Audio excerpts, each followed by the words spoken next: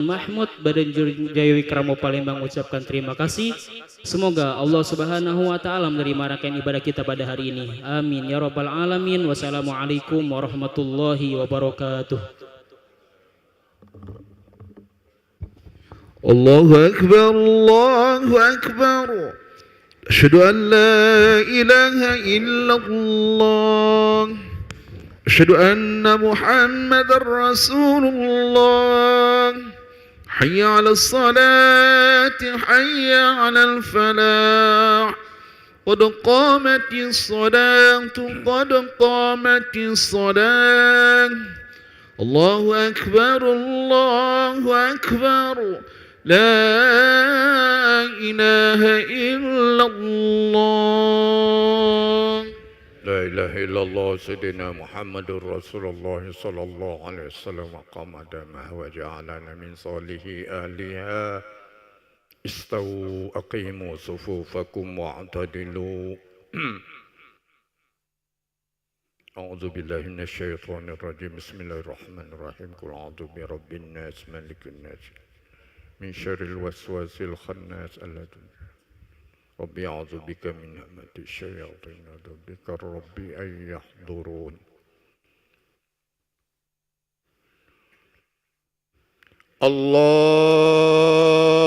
الله أكبر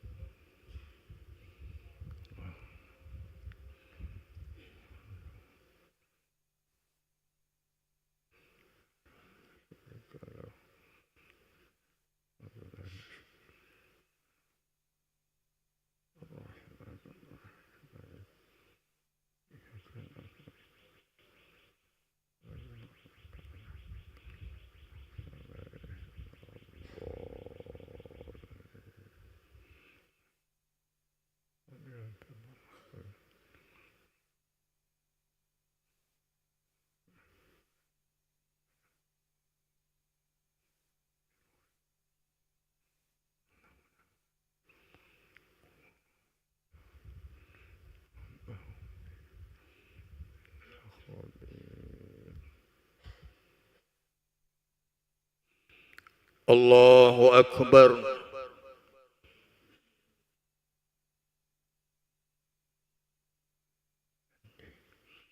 سمع الله لمن حمده الله أكبر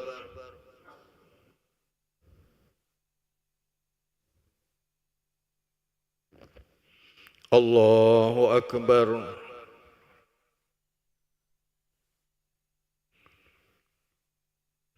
الله أكبر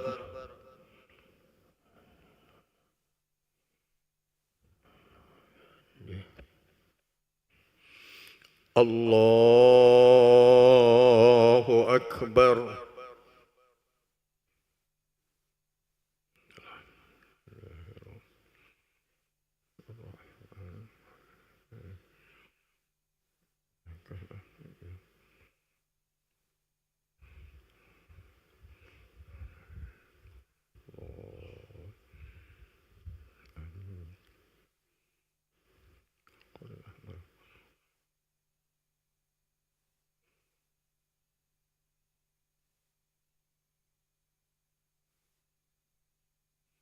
ما أدرك الله أكبر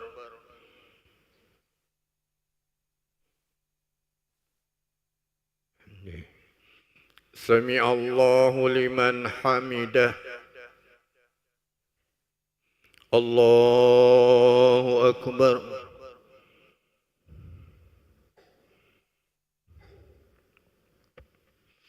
الله أكبر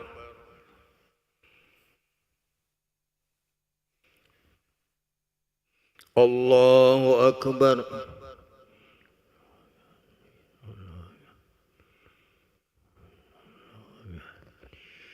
الله أكبر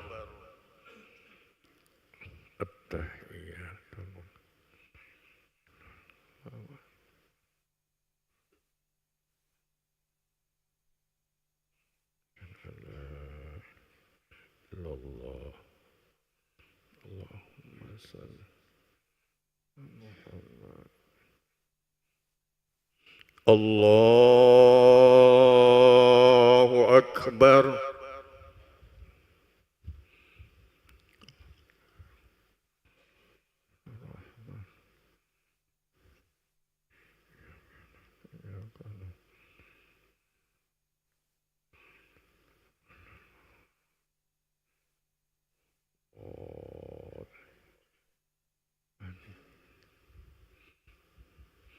Allahu Akbar.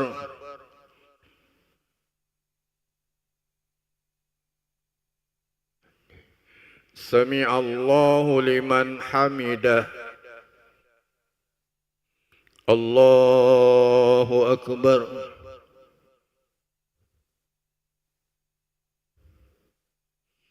Allahu Akbar. Allahu Akbar.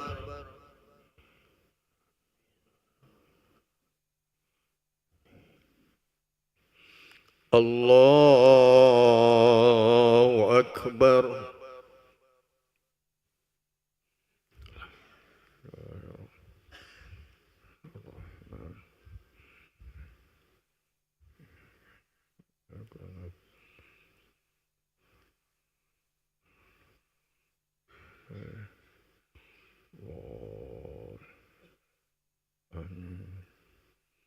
Allahu Akbar.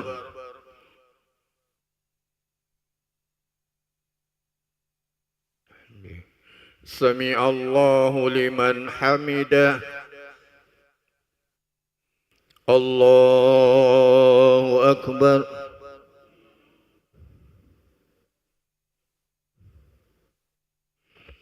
Allahu Akbar.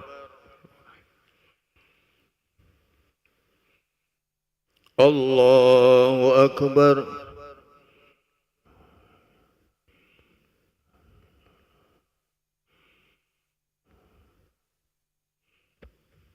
Allahu Akbar.